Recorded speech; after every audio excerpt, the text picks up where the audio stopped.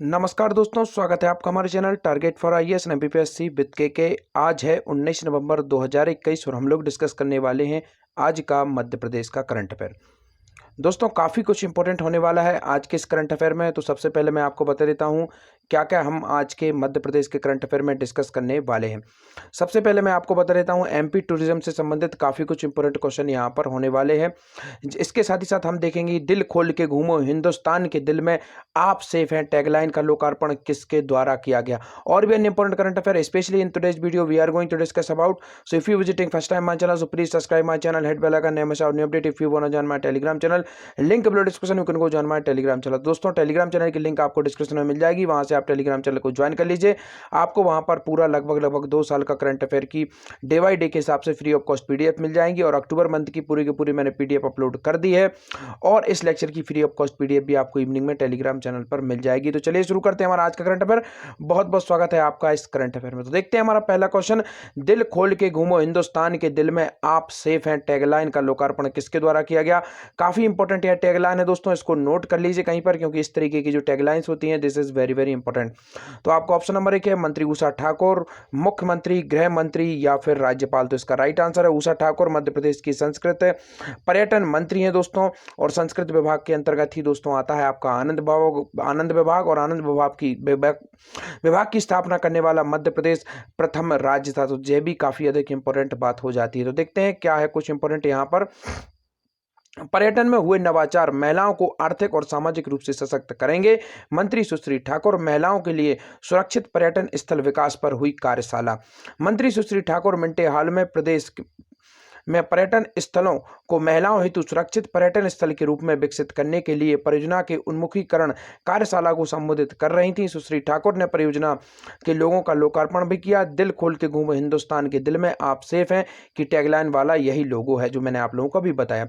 दोस्तों, आप लोगों ने वर्ड देखा होगा मिंटो हॉल, काफी कुछ इंपॉर्टेंट है। यह भी मध्य प्रदेश के पर्यटन के अंतर्गत ही आता है। 1909 में इसकी स्थापना की गई थी। शाहजहां बेगम जिनका नाम था, कैखुसरो बेगम भी उन्हें कहा जाता था, उनके द्वारा 1909 में, जो कि भोपाल की बेगम थी, उनके द्वारा इसे एस्टेब्लिश किया गया था। चर्चा हुई है मध्य प्रदेश के पर्यटन की, तो क्या कुछ इंपोर्टेंट पर्यटक संभावना है मध्य प्रदेश के अंतर्गत, उन सबको मैं आपसे क्रमागत रूप से यहां पर डिस्कस करने की कोशिश करता हूं। सबसे पहली बात आपको बताना चाहूंगा दोस्तों, यूनेस्को की विश्व धरोहर सूची में मध्य प्रदेश के कुछ पर्यटक स्थल हैं जिन्हें शामिल किया गया है। उनका क्रमबद्ध तरीके से मैं आपको बताना चाहूंगा। जैसे कि सबसे पहले आप देखेंगे खजुराहो को सबसे पहली बार इसके अंतर्गत शामिल किया गया था, 1986 में इसे शामिल किया गया था। इसके बाद आप देखेंगे 1989 में सांची को शामिल किया गया था और 2003 में भीमबेटका को शामिल किया गया था। इनसे संबंधित कुछ इंपोर्टेंट फैक्ट आपको बता देता हूं।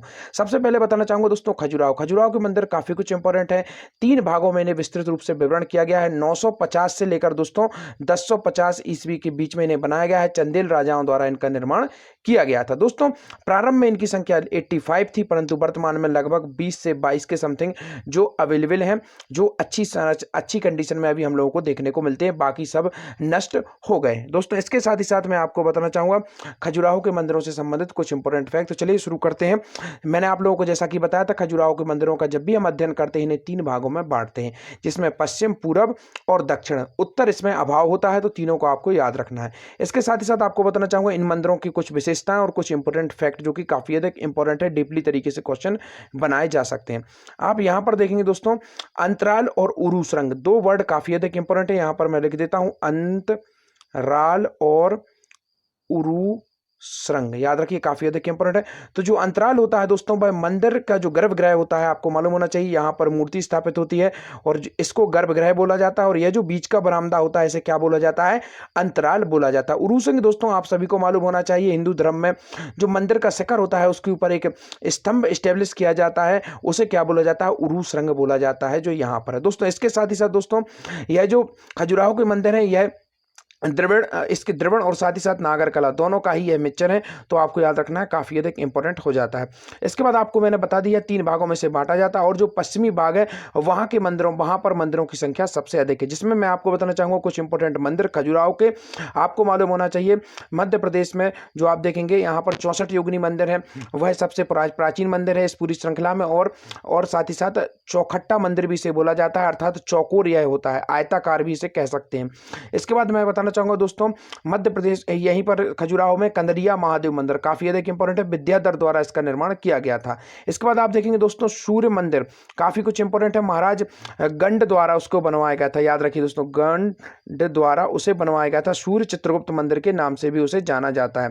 इसके बाद दोस्तों यह कुछ इंपॉर्टेंट मंदिर थे खजुराहो से संबंधित। अब हम चलते हैं सांची की ओर। सांची को आपको सभी को मालूम होना चाहिए बौद्ध स्थली है और यहाँ पर अशोक द्वारा बुद्धकालीन स्तूप बनाया गया था। मार्शल द्वारा इसकी खोज की गई थी दोस्तों, टेलर द्वारा इसकी खोज की गई थी, सॉरी दोस्तों, मार्शल द्वारा यहाँ पर एक संग्रहालय बनाया गया था, तो इसको भी याद रखना है, काफी कुछ इंपॉर्टेंट थे। और इसके साथ ही साथ भीमबेटका आप सभी को मालूम होना चाहिए, प्राचीन काल की यहाँ पर जो आग की खोज होने के पहले के मानव के अवशेष यहाँ पर मिलते हैं, तो आप समझ सकते हैं पुरापाषाण काल से भी और अधिक प्राचीन साक्ष्य यहाँ पर मिलते हैं भीमबेटका में, तो यह भी काफी अधिक इंपॉर्टेंट हो जाती है। तो चलिए अब आगे बढ़ते हैं, देखते हैं पीएम स्वनिधि योजना में कितने प्रतिशत उपलब्धि अर्जित कर मध्य प्रदेश रहा देश में अव्वल। तो इसका राइट आंसर है ऑप्शन नंबर 101.60%। दोस्तों इसके अलावा मैंने एक सेपरेट वीडियो बना के रखा है, आप लोग टेलीग्राम चैनल पर चले जाइए या फिर आप चाहे तो मेरे जो प्लेलिस्ट है यहाँ पर यूट्यूब चैनल पर आपको प्लेलिस्ट मिल जाएगी, उस प्लेलिस्ट के माध्यम से आप जाएंगे एमपी डेली करंट अफेयर। 3 या 4 दिन पहले मैंने बिल्कुल दोस्तों आप लोगों को जितने भी योजनाओं में मध्य प्रदेश टॉप रहा है वह पूरी की पूरी योजनाएं मैंने डिस्कस की है, तो आप उसको जाकर एक्सेस कर सकते हैं।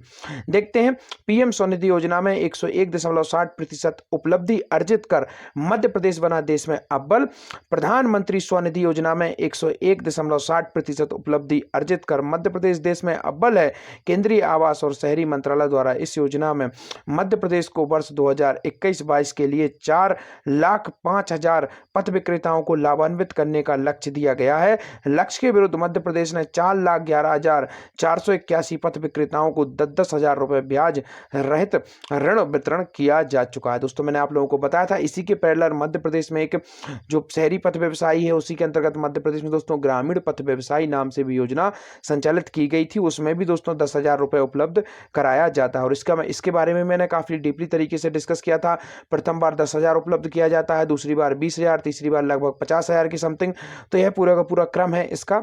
चलिए आगे बढ़ते हैं, देखते हैं महिलाओं के लिए सुरक्षित पर्यटन स्थल विषय पर कार्यशाला का आयोजन कब हुआ। काफी इंपॉर्टेंट है दोस्तों, महिलाओं को सुरक्षित पर्यटन स्थल के रूप में मध्य प्रदेश को डेवलप किया जा रहा है। और आपको मालूम है मध्य प्रदेश में अपार पर्यटन की क्षमताएं हैं, चाहे वह मध्य प्रदेश के जो वन संपदा हो वहां पर, चाहे मध्य प्रदेश की आदिवासी कल्चर हो वह भी, और साथ ही साथ चाहे मध्य प्रदेश का प्राचीन मंदिर हो, चाहे खजुराहो के हो, चाहे सांची का स्तूप हो, भरूच का स्तूप हो, चाहे वह अर्वाचीन और प्राचीन गुफाएं हो, मध्य प्रदेश की सभी में विराट संभावना है पर्यटन को आकर्षित करने की। स्पेशली मध्य प्रदेश ने पर्यटन के क्षेत्र में महिलाओं की सुरक्षाओं पर काफी अधिक ध्यान दिया गया है। और इसी विषय पर कार्यशाला का आयोजन कब हुआ, तो आपको ऑप्शन नंबर 1 18 नवंबर, 20 नवंबर, 21 नवंबर या फिर 22 नवंबर, तो इसका राइट आंसर है ऑप्शन नंबर 1 18 नवंबर को दोस्तों महिलाओं के लिए सुरक्षित पर्यटन स्थल विषय पर कार्यशाला का आयोजन किया गया। कब किया गया? 18 नवंबर को। दोस्तों 15 नवंबर को क्या है, विश्व भारत में जनजातीय दिवस मनाया जाएगा, तो यह भी आपको याद रखना है, काफी अधिक इंपॉर्टेंट है।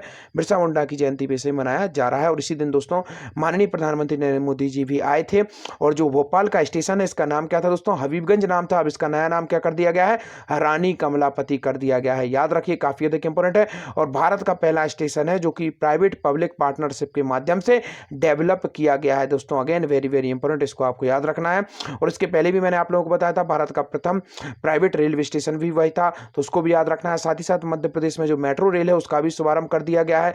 और जो भोपाल मेट्रो रेल है उसके जो प्रथम चरण है उसके लगभग 400 करोड़ रुपए की लागत है प्रथम चरण की। और उसके बाद मैंने आप लोगों को बताया था पूरा का पूरा जो इंदौर मेट्रो है वह 31 किलोमीटर लंबी है और उसके पूरे जो लागत है वह कितनी है? 7500 करोड़ रुपए है। तो यह कुछ इंपॉर्टेंट फैक्ट थे जो कि मैंने आपको यहाँ पर रिवाइज कराने की कोशिश की है। तो देखते हैं महिलाओं के लिए सुरक्षित पर्यटन स्थल विषय पर कार्यशाला कब होनी है दोस्तों? 18 नवंबर को होनी है। तो देखते हैं नेक्स्ट क्वेश्चन, मध्य प्रदेश में सेफ टूरिज्म के लिए कितनी हजार महिलाओं को रोजगार मिलेगा?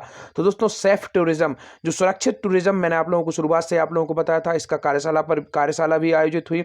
और मध्य प्रदेश में दोस्तों सेफ टूरिज्म के लिए, जो सेफ टूरिज्म जब होगा तो कितनी हजार महिलाओं को रोजगार मिलेगा? यहाँ पर दोस्तों महिलाओं को रोजगार कैसे मिलेगा? जो भी टूरिस्ट स्पॉट है वहां पर महिला ही ऑटो ड्राइवर्स होंगी, महिला ही आपको काफी कुछ होटल मैनेजमेंट करते हुए नजर आएंगी। तो इससे जो महिलाओं के अंदर है दोस्तों वह एक सुरक्षा की भावना जागृत होगी और उनको रोजगार भी मिलेगा। तो यह काफ़ी कुछ इंपॉर्टेंट है और यूनिक आइडिया है जो कि महिला सशक्तिकरण के लिए भी काफ़ी कुछ महत्वपूर्ण होगा। तो देखते हैं कितनी महिलाओं को रोजगार मिलेगा दोस्तों।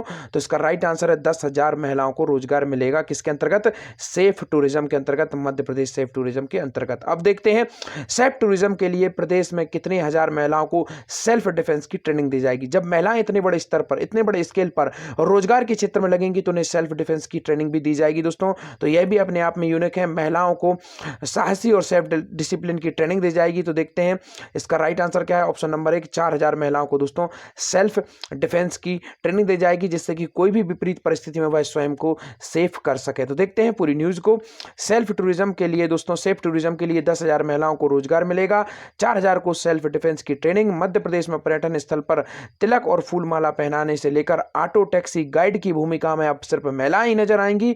मध्य प्रदेश को महिला पर्यटकों की सुरक्षा को विशेष ध्यान में रखते हुए एमपी टूरिज्म विभाग करीब 10,000 स्थानीय महिलाओं को रोजगार के अवसर देगा, जो कि काफी अद्वितीय कार्य होगा मध्य प्रदेश के लिए। दोस्तों आज का आपका क्वेश्चन है, सचिन तेंदुलकर ने मध्य प्रदेश के किन जिलों का दौरा किया था? मध्य प्रदेश में मेट्रो जो भोपाल में बन रही है, उसका जो मेट्रो प्रोजेक्ट दोस्तों, उसके पहले चरण की लागत कितनी है, मैंने आप लोगों को बता भी दिया होगा। आई होप आप लोग जरूर इसका आंसर देंगे। Thank you so much watching this.